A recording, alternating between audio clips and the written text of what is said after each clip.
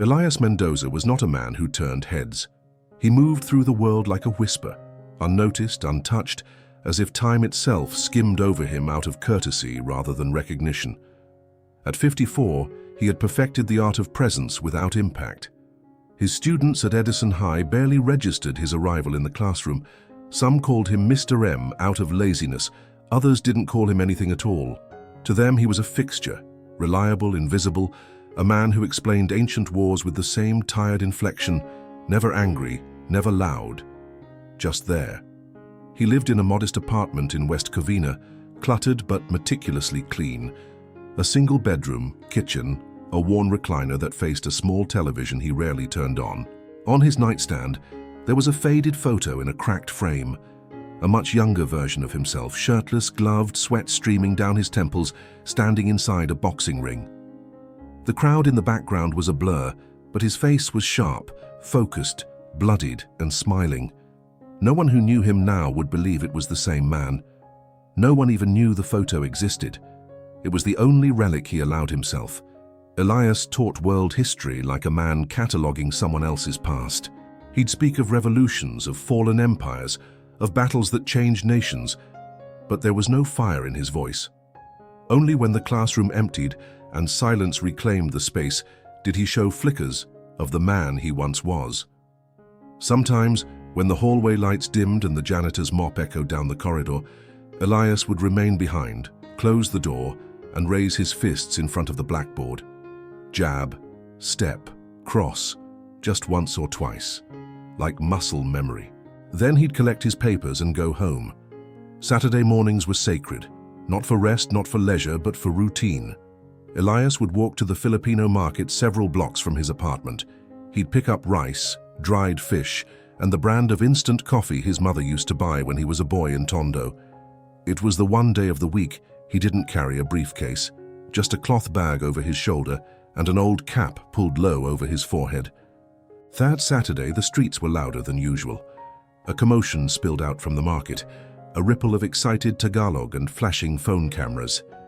Elias paused at the corner, squinting into the crowd. A line had formed along the sidewalk. Children held out scraps of paper. Women fanned themselves, visibly trembling. Something electric hung in the air. He might have turned away if he hadn't heard the name. "Pacquiao! It's Pacquiao!" And suddenly, everything inside him froze. He moved forward cautiously, standing on the tips of his worn shoes to see over the heads of those in front. There he was, smaller than expected, wearing a loose hoodie and basketball shorts, flanked by two quiet men and a young woman with a press badge.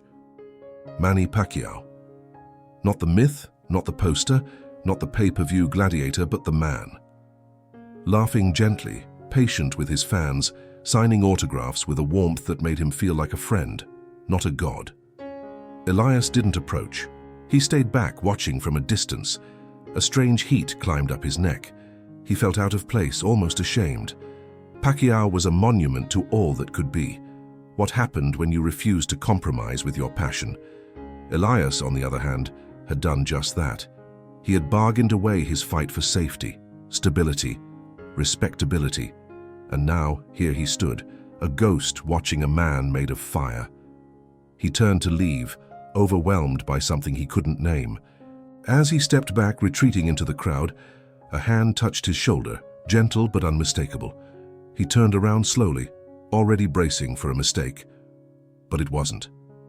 Manny Pacquiao stood before him, eyes narrowed, expression curious. "You boxed," Pacquiao said. Elias felt the air disappear from his lungs. His heart knocked once hard against his chest. He didn't answer, couldn't. Pacquiao tilted his head. "You did. I can tell." Still nothing. Elias tried to smile, but it came out wrong. His mouth trembled. Pacquiao continued, softer now, almost kindly. "You were good?" Elias exhaled sharply, not laughter, not breath, something between release and disbelief. "No," he said finally. "No, I wasn't. Not really. Not like you." "You don't move like someone who forgot," Pacquiao said, and it struck Elias like a left hook. He felt naked, seen in a way he hadn't been in decades. For a moment, neither of them spoke. The sounds of the market returned, distant and irrelevant. Elias looked down at his hands. Older now, veins raised, skin weathered, but they remembered. "I used to fight under the name El Sombra," he said, voice low, like he was confessing something sacrilegious. "Back home, in Manila, a long time ago."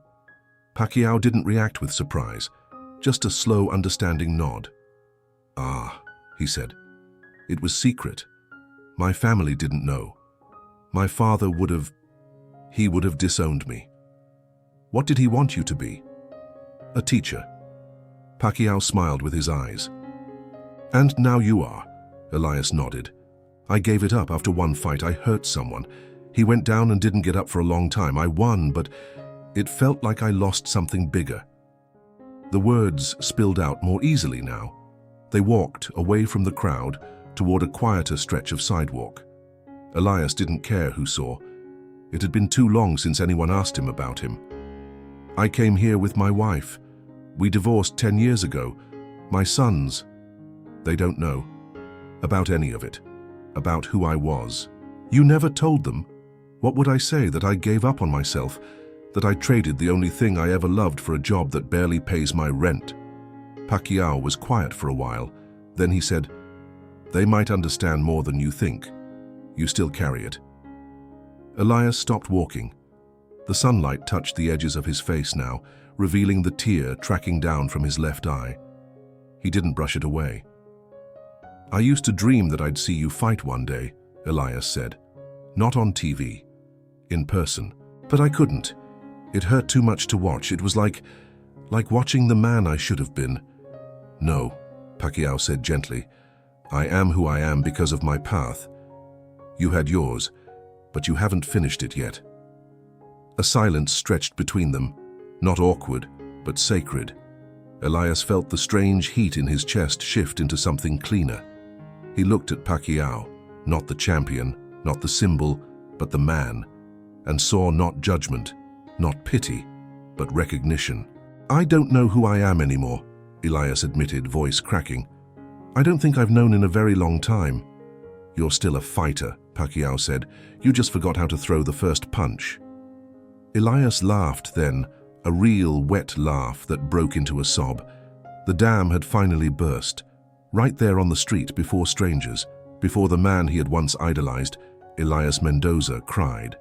Not for shame, not for weakness, but because the secret he'd buried so deeply had finally been spoken aloud.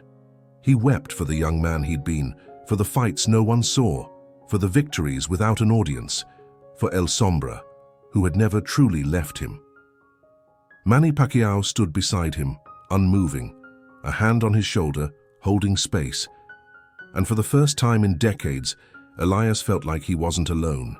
For days after that chance meeting with Manny Pacquiao, Elias Mendoza moved through the world as if something ancient had been shaken loose inside him. The market smelled the same. The school hallways echoed with the same blend of locker slams and indifferent teenage voices. His lessons remained neatly chalked on the board, yet nothing felt quite as it had before. It was as if the very air had shifted density. There was a weightlessness in him now, not because a burden had been lifted, but because something forgotten had surfaced, like a bone rising slowly from under the soil. He didn't speak of the encounter to anyone.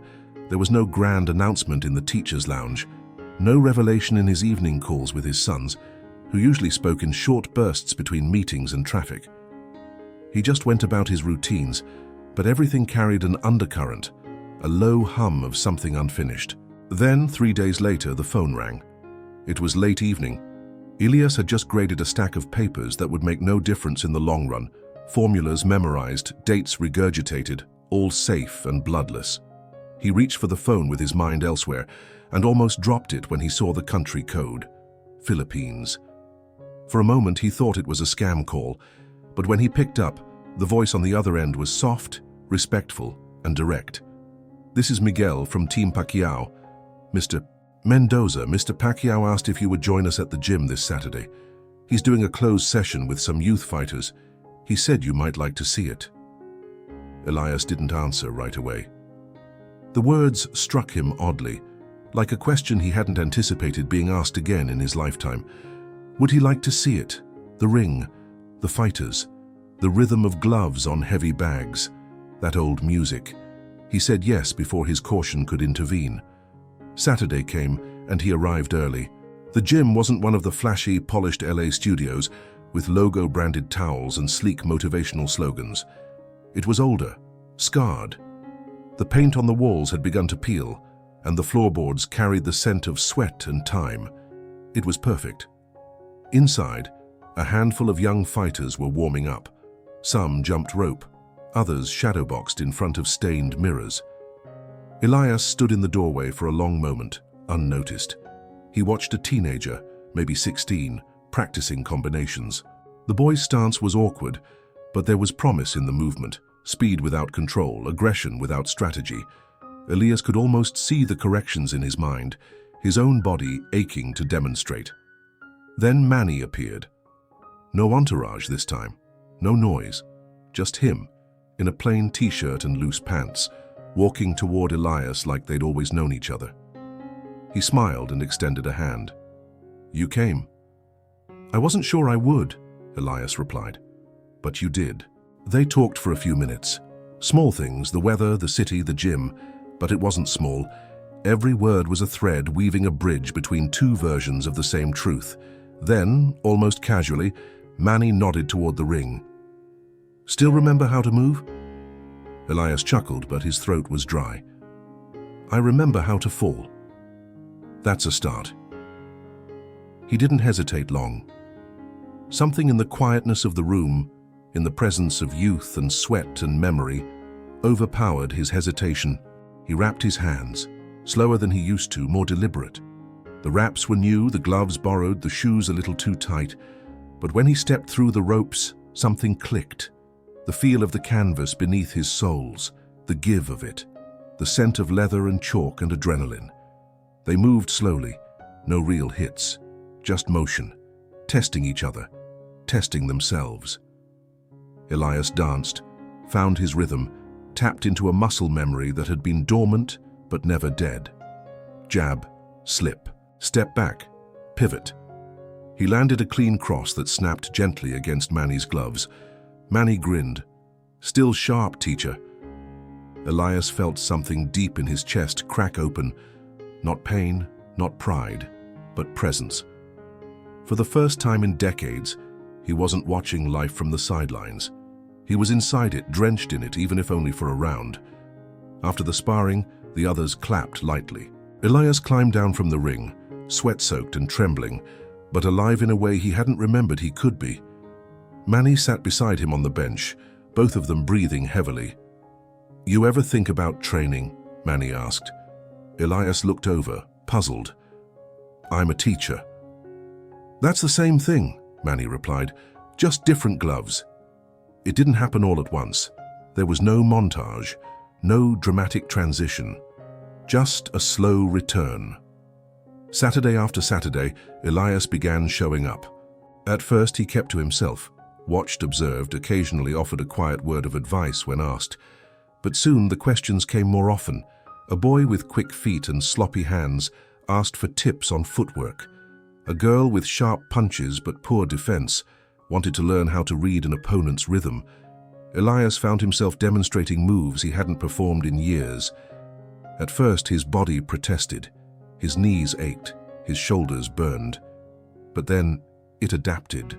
Not because he was strong, but because he was home. Word spread. They began to call him Coach Mendoza. It wasn't official, no one had hired him, but the name stuck. A name made of respect, and this time it wasn't a secret. At school the change was subtle, but real. He stood straighter, spoke with more clarity.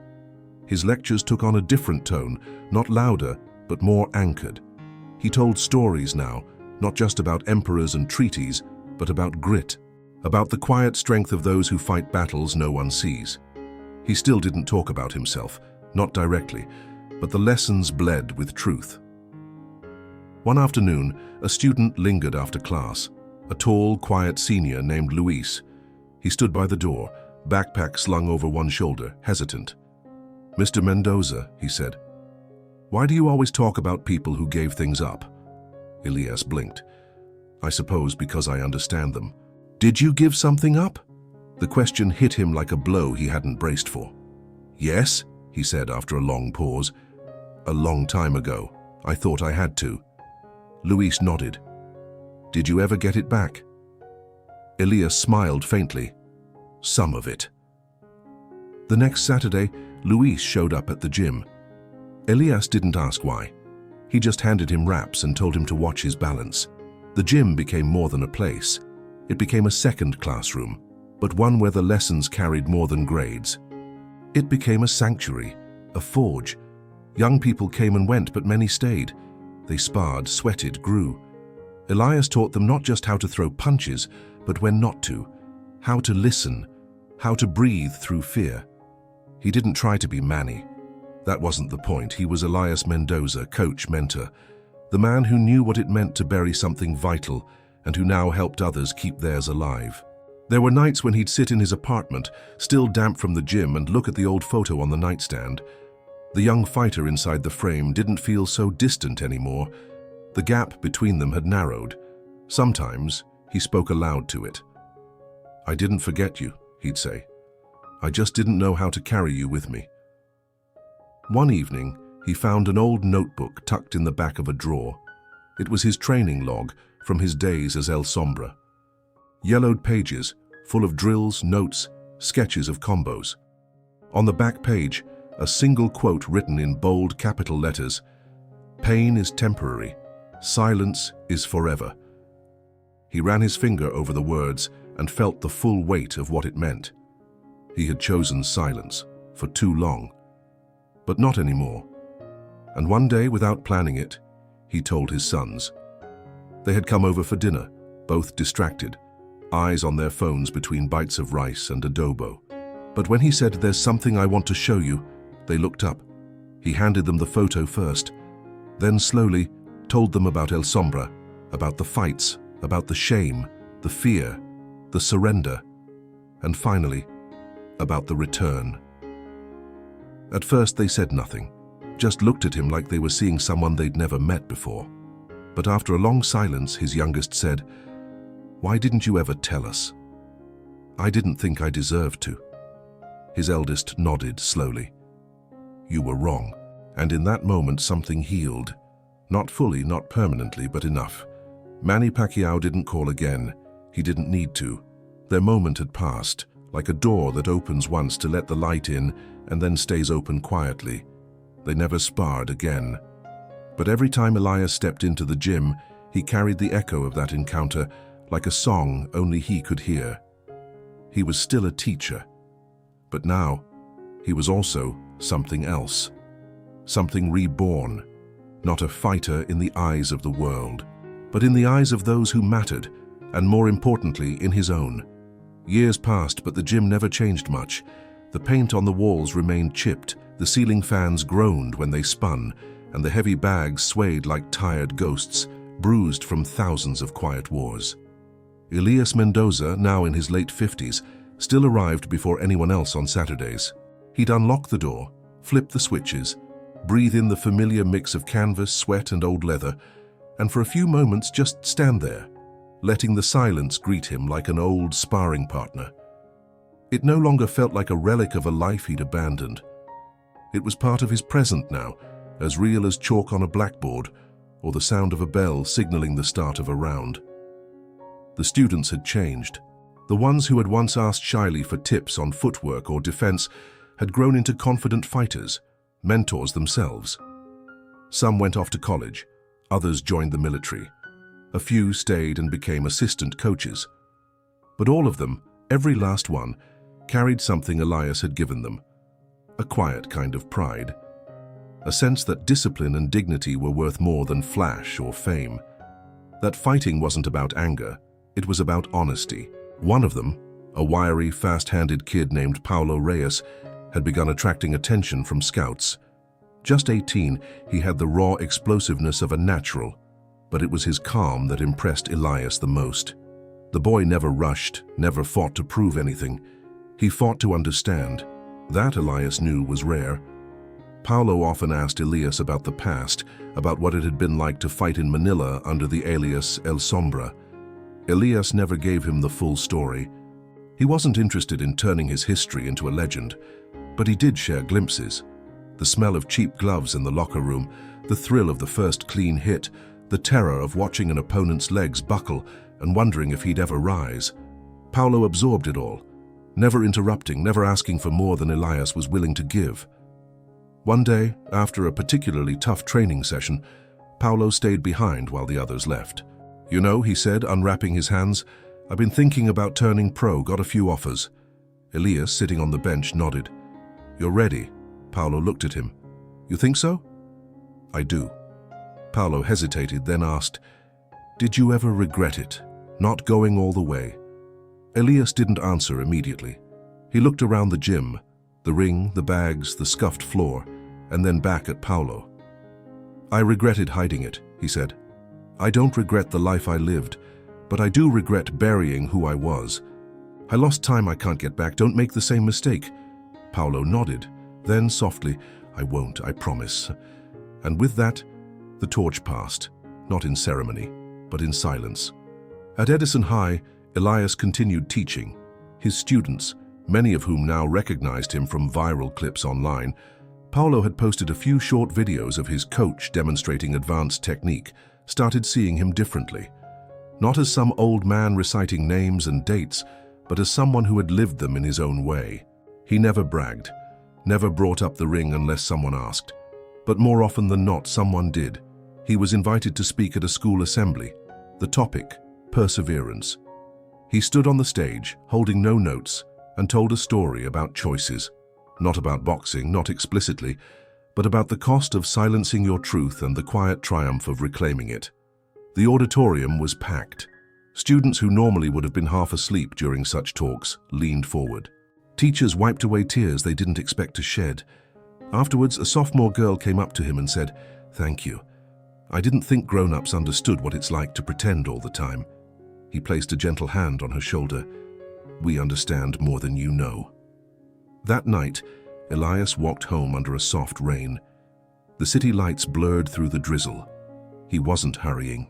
He never did anymore. The world didn't feel like it was passing him by now.